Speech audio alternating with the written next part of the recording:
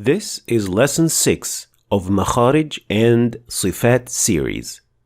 Last lesson we started discussing the letters of the tongue. The most important piece of information that we should remember before proceeding is that the tongue is divided into 4 areas. The deepest part of the tongue, which we discussed last lesson with the letters of Qaf and Kaf. The middle part of the tongue, the edge of the tongue, and the tip of the tongue. So in this lesson, we'll move to the middle part of the tongue, which contains the articulation point for Jim, Sheen, and Ya. So let's get started with the first one, Jim. Jim is produced when the middle part of the tongue is raised, making contact with the hard palate. Remember, the 2 organs, the tongue and the hard palate, must be touching, otherwise the sound of Jim will be incorrect. Edge, edge, ja, fajj, tajri, tajri. Notice, the sound of Jim in Arabic is a plosive sound, and this means 2 things.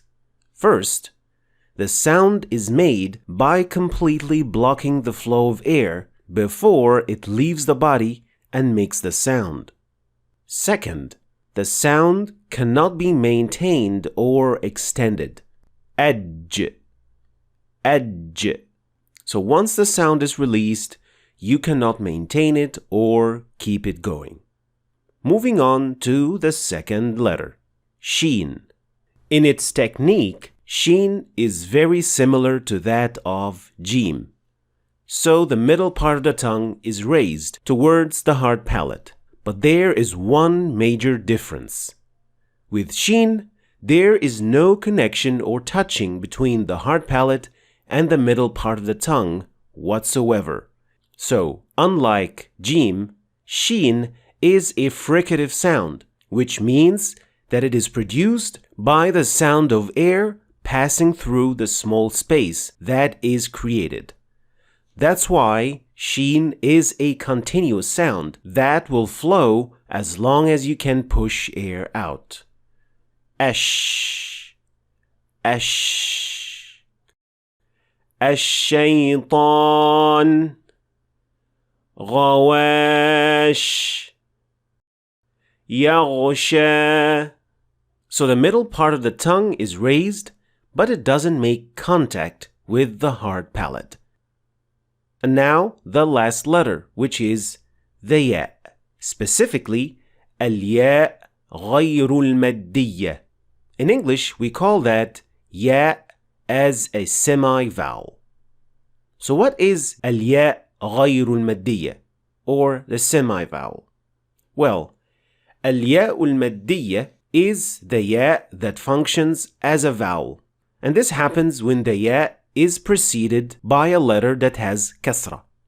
And al-Ya ghayrul maddiyya is a semi-vowel because it can accept short vowels like fatha, dhamma, or kasra, which happens only if it is preceded by anything other than kasra. Compare these examples. Al-masakin, مستقيم إبراهيم البيوت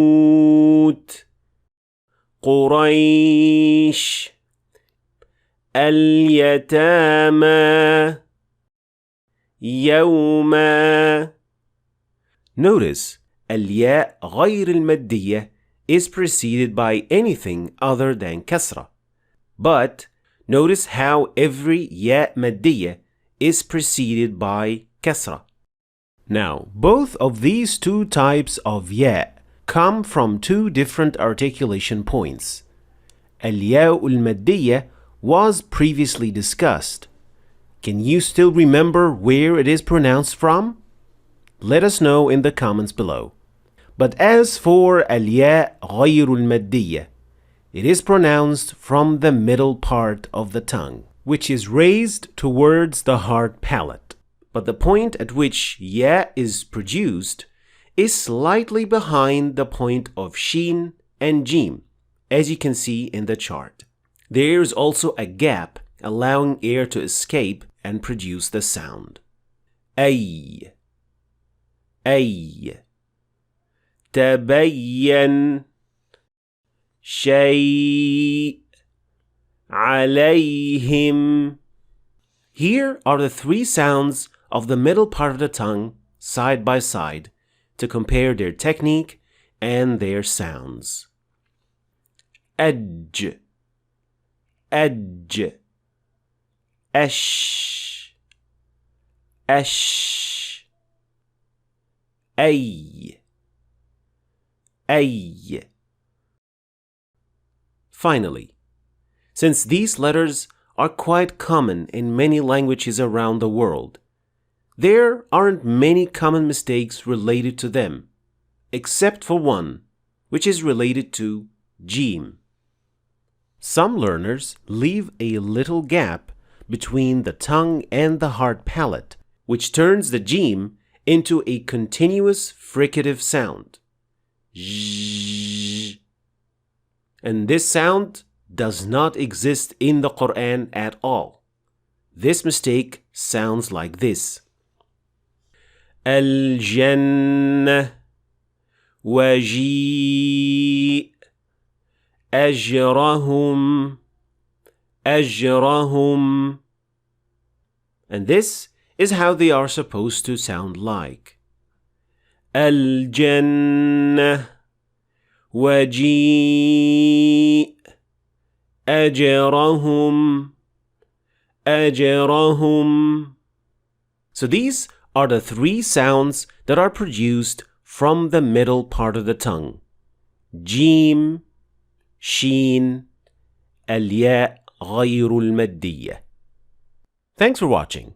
If you want to start reading and understanding the Quran in Arabic, then you should start your journey right here. And don't forget to check out my latest book, which goes perfectly with this free course. I'll leave the links for all of them in the description, so check them out. Thanks for watching, and I'll see you next time.